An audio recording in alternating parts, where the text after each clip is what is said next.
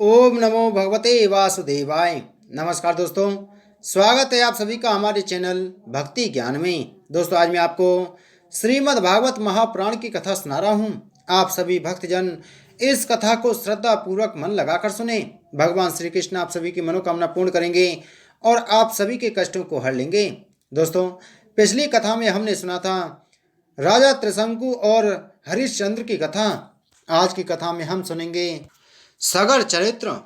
श्री सुखदेव जी कहते हैं, रोहित का पुत्र था हरित, हरित से चंप हुआ, उसी ने चंपापुरी बसाई थी।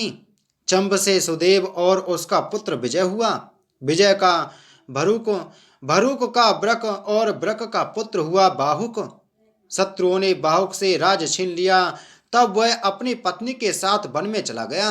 वन में जाने पर बुढ़ापे के कारण जब बाहुक की मृत्यु हो गई, तब उसकी पत्नी भी उसके साथ सती होने को उद्यत हुई। परंतु महर्षि औरव को यह मालूम था कि इसे गर्भ है, इसलिए उन्होंने उसे सती होने से रोक दिया। जब उसकी सौतों को यह बात मालूम हुई तो उन्होंने उसे भोजन के साथ गर्भ विष दे दिया। परंतु गर्भ पर उस विष का कोई प्रभाव नहीं पड़ा, बल्कि उस विष को लिए हुए ही एक बालक का जन्म हुआ, जो गर्भ के साथ पैदा होने के कारण सगर कहलाया। सगर बड़े यशस्वी राजा हुए। सगर चक्रवर्ती सम्राट थे।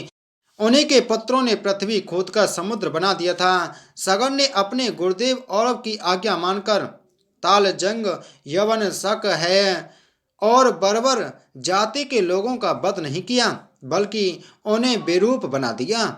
उनमें से कुछ के सिर मुड़वा दिए, कुछ की मूछ दाढ़ी रखवा दी, कुछ को खुले बालों वाला बना दिया तो कुछ को आधा मुड़वा दिया। कुछ लोगों को सगर ने केवल वस्त्र ओढ़ने की ही आज्ञा दी, पहनने की नहीं, और कुछ को केवल लंगोटी पहनने को ही कहा, ओढ़ने को नहीं। इसके बाद राजा सगर ने औरव ऋषि के आदेश अनुसार अश्वमेघ यज्ञ के द्वारा संपूर्ण वेद एवं देवता में आत्मस्वरूप सर्वशक्तिमान भगवान की आराधना की। उसके यज्ञ में जो घोड़ा छोड़ा गया था उसे इंद्र ने चुरा लिया। उस समय महारानी सुमति के गर्भ से उत्पन्न सगर के पुत्रों ने अपने पिता की आज्ञा अनुसार घोड़े के लिए सारी पृथ्वी छान डाली। जब उन्हें कहीं घोड़ा ना मिला, तब उन्होंने बड़े घमंड से सब ओर से पृथ्वी को खोद डाला। खोदते खोदते उन्हें पूर्व और उत्तर के कोने पर कपिल मुनि के पास अपना घोड़ा दिखाई दिया। घोड़े को देखकर वे 60,000 राजकुमार शस्त्र उठाकर यह कहते हुए उनकी ओर दौड़ पड़े कि यही हमारे घोड़े को चुराने वाला चोर है। देखो तो सही, इसने इस समय कैसे आंखें मूंद रखी हैं। यह पापी है, इसको मार डालो, मार डालो। उसी समय कपिल मुनि ने अपनी पलकें खोली। इंद्र ने राजकुमारों की बुद्धि हर ली थी। इसी से उन्होंने कपिल मुनि जैसे महापुरुष का तिरस्कार किया। इस तिरस्कार के फलस्वरूप उनके शरीर में ही आग जल उठी, जिससे क्षण भर में ही वे सब के सब जलकर खाक हो गए। परीक्षित, सगर के लड़के कपिल मुनि के क्रोध से जल गए ऐसा कहना उचित नहीं है। वे तो शुद्ध सत्व गुण के परम आश्रय हैं। उनका शरीर तो जगत को पवित्र करता रहता है।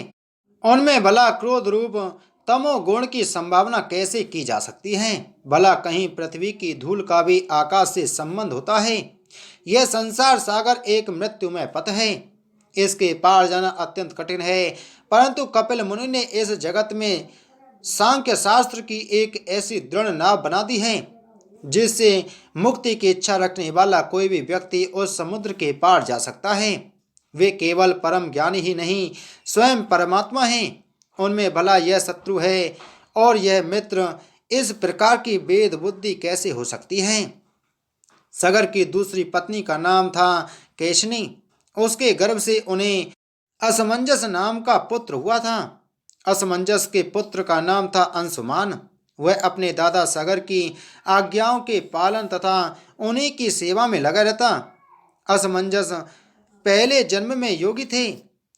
संग के कारण वे योग से विचलित हो गए थे, परंतु अब भी उन्हें अपने पूर्व जन्म का स्मरण बना हुआ था। इसलिए वे ऐसे काम किया करते थे जिनसे भाई बंधु उन्हें प्रिय ना समझें। वे कभी कभी तो अत्यंत निंदित कर्म कर बैठते और अपने को पागल सा दिखलाते। यहाँ तक कि खेलते हुए बच्चों को सरयू में डाल देते। इस प्रकार उन्होंने लोगों को उद्विग्न कर दिया था। अंत में उनकी ऐसी करतूत देखकर पिता ने पुत्र स्नेह को तिलांजलि दे दी और उन्हें त्याग दिया। तदंतर असमंजस ने अपने योग बल से उन सब बालकों को जीवित कर दिया और अपने पिता को दिखाकर वे वन में चले गए।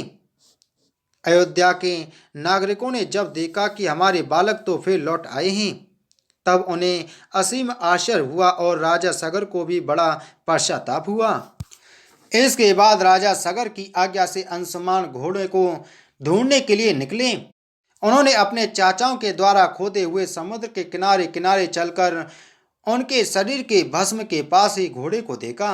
वहीं भगवान के अवतार कपिल मुनि बैठे हुए थे।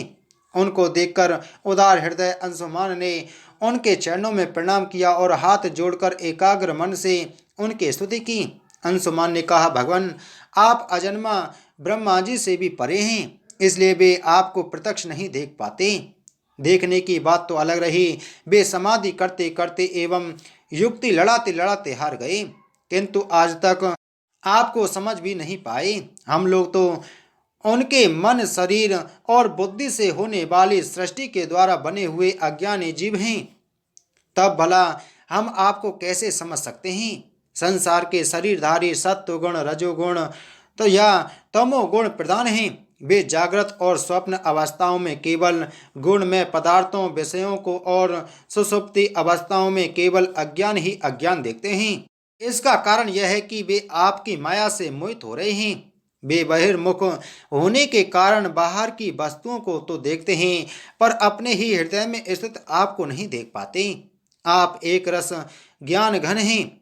सनंदन आदि मुनि जो आत्म स्वरूप के अनुभव से माया के गुणों के द्वारा होने वाले भेदभाव को और उसके कारण अज्ञान को नष्ट कर चुके हैं, आपका निरंतर चिंतन करते रहते हैं। माया के गुणों में ही भूला हुआ मैं मूढ़ किस प्रकार आपका चिंतन करूं। माया उसके गुण और गुणों के कारण होने वाले कर्म एवं कर्मों के संस्कार से बना हुआ लिंग शरीर आप में है ही नहीं। ना तो आपका नाम है और ना तो रूप। आप में ना कार्य है और ना तो कारण। आप सनातन आत्मा हैं।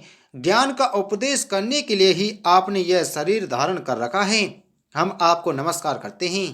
प्रभु, यह संसार आपकी माया की करामात है। इसको सत्य समझकर काम, लोभ, ईर्षा और मोह से लोगों का चित्त शरीर तथा घर आदि में भटकने लगता है। लोग इसी के चक्कर में फंस जाते हैं। समस्त प्राणियों की आत्मा प्रभु, आज आपके दर्शन से मेरे मोह की वह दृढ़ फांसी कट गई जो कामना, कर्म और इंद्रियों को जीवन दान देती है। श्री सुखदेव जी कहते हैं, परीक्षित, जब अंशुमान ने भगवान कपिल मुनि के प्रभाव का इस प्रकार गान किया, तब उन्होंने मन ही मन अंशुमान पर बड़ा अनुग्रह किया और कहा। श्री भगवान ने कहा, बेटा, यह घोड़ा तुम्हारे पितामह का यज्ञ पशु है, इसे तुम ले जाओ। तुम्हारे जले हुए चाचाओं का उद्धार केवल गंगा जल से ही होगा और कोई उपाय नहीं है। अंशुमान ने बड़ी नम्रता से उन्हें प्रसन्न करके उनकी परिक्रमा की और वे घोड़े को ले आए। सगर ने उस यज्ञ पशु के द्वारा यज्ञ की शेष क्रियाएं समाप्त की। तब राजा सगर ने अंशुमान को राज्य का भार सौंप दिया और वे स्वयं विषयों से निष्प्रय एवं बंधन मुक्त हो गए। उन्होंने महर्षि और के बतलाए हुए मार्ग से परम पद की प्राप्ति की। बोलो श्रीमद् भागवत महापुराण की जय। बोलो श्री कृष्ण चंद्र भगवान की जय।